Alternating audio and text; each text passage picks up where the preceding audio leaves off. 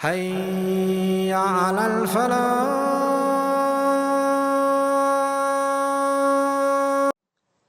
But on that day, the arsh, the throne of your master, above them, above those angels that run, is going to be held up by 8. يَوْمَئِذٍ ثَمَانِيَةٍ 8 angels are assigned, they're holding the arsh of Allah, they don't budge. يَوْمَئِذٍ تُعْرَضُونَ. And this is from, of course, the mutashabihat. يَوْمَئِذٍ تُعْرَضُونَ. The day on which you will all be brought out and presented. لَا تَخْفَى مِنْكُمْ خَافِيَةٍ. Not a single one that can hide, and not a thing to hide will be hidden from among you.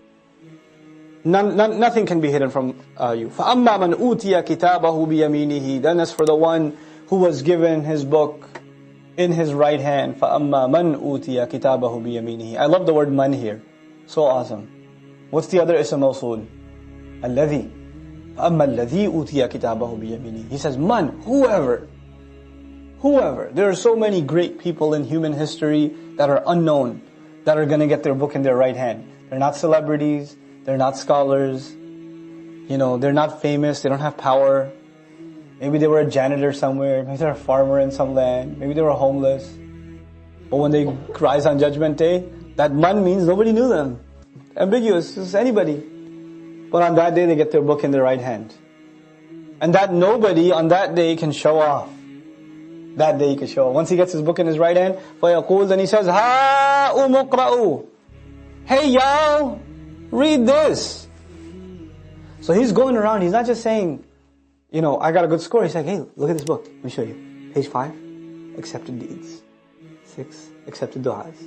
7, what'd you get?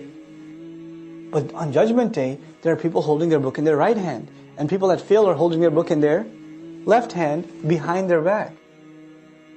وَرَاءَ ظَهْرِهِ بِشِمَالِهِ. It's in his back, and it's on his left hand. So left hand means it's bad. Behind his back means, I don't even know how bad. Because I can't even see. Behind my back. But he goes and he rubs it in their face. إِنِّي ظَنَنْتُ أَنِّي مُلَاقٍ حِسَابِيَهْ. This is the yes moment when you get your report card. You get a good report card, and you say, I knew it! Oh, yes! Oh, yeah.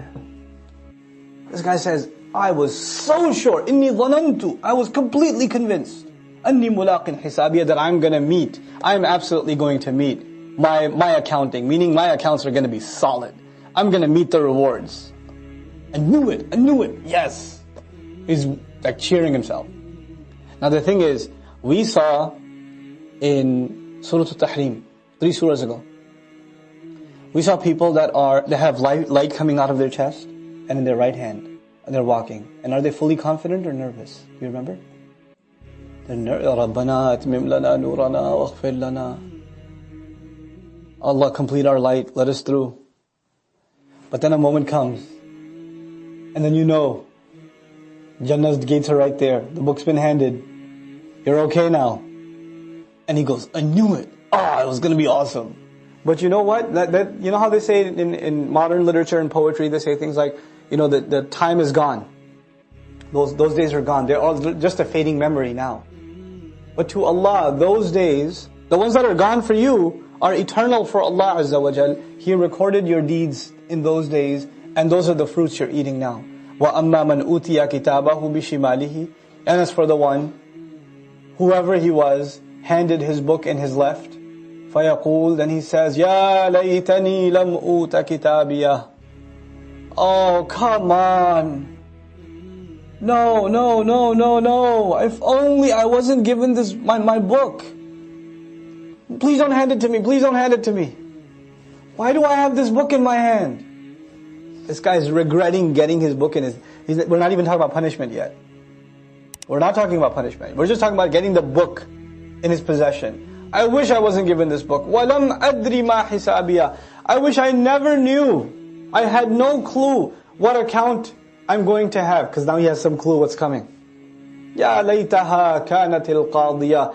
Oh, if only the death itself, al-mawtat al-ula, the first death, if only that was the end of it all. I wish that I died and never came back to life. My wealth, maliyah. This again, the ha is extra. My wealth did nothing for me here. Gave me no benefits here. I can't pay any fines and get out of the ticket. I can't pay off any guards in hellfire and get out. None of my wealth came to any aid of me. And the other ma could be, what good was my wealth? How did it benefit me? Halaka anni sultaniya. My great authority. So this person is not just wealthy, he's powerful. All the power I had, all the status I had, has been ripped away from me. And I want to explain to you that actually the verb expected in this ayah was ذَهَبَ عَنِّي سُلْطَانِيَا. My authority has been removed from me.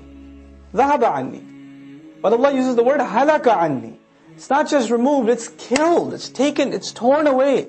None of it is left. Something that's removed can be recovered. Something that's halak can't be recovered. خُذُوهُ فَغُلُّوهُ. Take a hold of him. Grab him. And chain him up. غُلُّوهُ. Put a lock on his neck. Put those fetters on his neck. You know, back in the day, if you've seen any images or heard stories about how slaves were kept, with those collars around their neck, غُلُّوهُ. You know, they say غَلَّ فُلَانٌ أو غُلَّ فُلَانٌ فِي كَذَا. يعني دخل فيه وأدخله منه. والغل هو القيد. Put him in the prison. غل also means qaid, prison. And he's thrown inside. ثُمَّ الْجَحِيمَ. Then after that, into Jahim, the roaring fire. صَلُّوهُ. Throw him in. ثُمَّ فِي سِلْسِلَةٍ. Then after he's thrown in, he's got this fetter on his neck, this collar on his neck. Put a chain on it. ذَرْعُهَا سَبْعُونَ ذِرَاعًا. Whose links are 70 links long. He's been thrown from above. So where's the chain coming from? From above. And he's hanging by this chain in the fire. فَاسْلُكُوهُ. Then keep him tied and keep him connected. إِنَّهُ كَانَ لَا يُؤْمِنُ بِاللَّهِ الْعَظِيمِ. He was the one who didn't believe in the great Allah. Allah al-Azim, the great God, the great Allah. وَلَا يَحُضُّ عَلَى طَعَامِ الْمِسْكِينِ. And didn't encourage even feeding of the poor. Forget feeding the poor himself. He never even encouraged anybody else to do it. Didn't even incline anybody else to do it. You see, already we learned that he was a person of wealth and power. That's already been suggested. So what does that mean? People in wealth and power, both of those things come with responsibility. On the one hand, you're supposed to have even more iman than other people, because Allah has given you more than other people. You should be more grateful than other people. But you're so obsessed with your own greatness. What about Allahul Azim? On the other hand, because Allah has given you more, you should be giving more. You should be taking care of those who can't help themselves. Al-Miskeen. Forget giving, you didn't even encourage giving. I've talked about this before. What does لَا يَحُضُّ عَلَى طَعَامِ الْمِسْكِينِ suggest? As a social phenomenon, you don't want to encourage other people to give, because when you encourage other people to give, the question will rise among the people, what have you given? What have you given? And then if the finger points at you, then we're like, oh yeah, I don't want to give. So let me not talk about it. So we'll have a gentleman's agreement. I won't speak about this, and so you don't ask me, and I won't ask you. And why would he be the one speaking about it? Because he has wealth and power, so obviously he's a public figure. Assalamu alaikum wa rahmatullah. If you enjoyed this video, please do share it with friends and family. If you want to see more videos from this series, click on the box at the top. If you want to see other videos, click on the box at the bottom. And don't forget to hit the subscribe button. Thanks.